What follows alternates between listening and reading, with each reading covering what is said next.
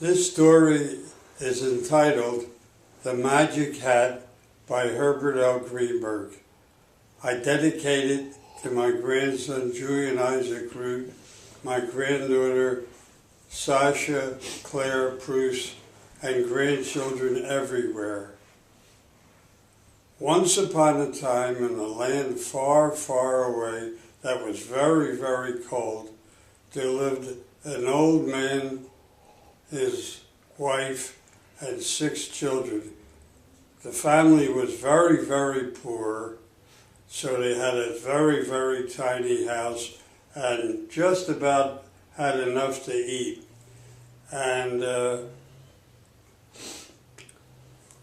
one of the habits that the old man had, he liked to take a walk at night, and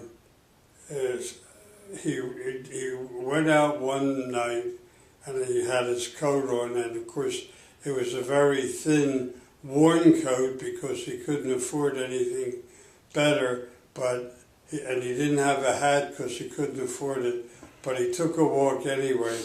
And as he was walking down the street, it was a very strong wind came along, and something blew right at his feet. And he looked down and he saw a green hat with brown feathers. He said to himself, "I wonder whose hat this is." He looked to the left, he looked to the right, he looked behind him, he looked in front of him. He didn't see anybody. He was all by himself in a cold, windy night. He picked up the hat, he put it on his head, and it fit just right, fit perfectly, and it kept his head nice and warm. And he's walking down the street, and he said, "Boy, I wish I had some money to buy a new coat for myself." And he put his hands in his pocket, and guess what? He found money that he didn't even know he had. And so he walked past the street. He said, "Boy, now I can buy myself a nice, warm, heavy coat." He walked to the store, and the sign said, "Sorry, we're not open." He was very disappointed. He said, "Boy, I sure wish that this store were open."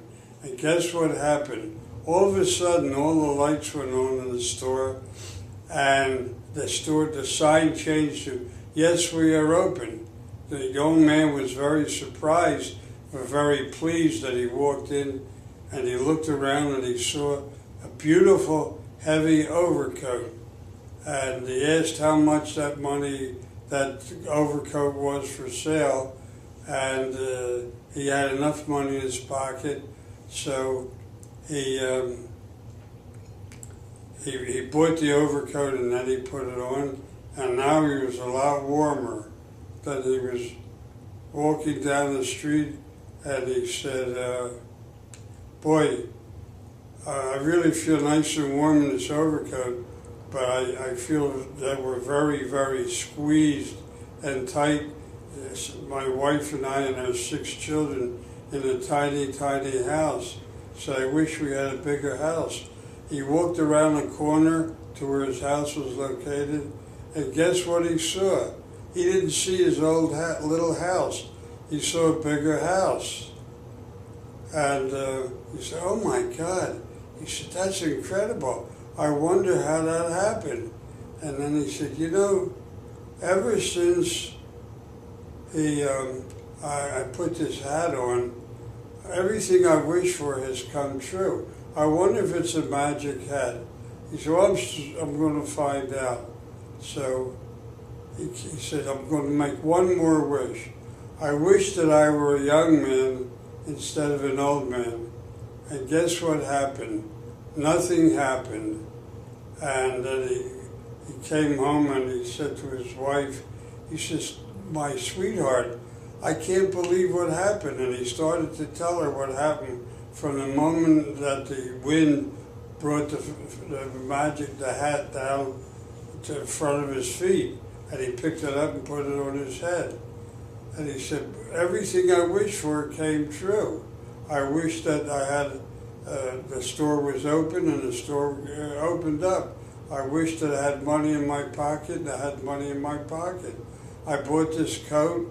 He said, but the one thing I wish for that I wanted the most, I wish that I could have youth instead of being an old man. He said, and guess what happened? Nothing happened. So his wife said, well, I guess that proves that even a magic hat can't make an old man young anymore. That's the story of the magic hat.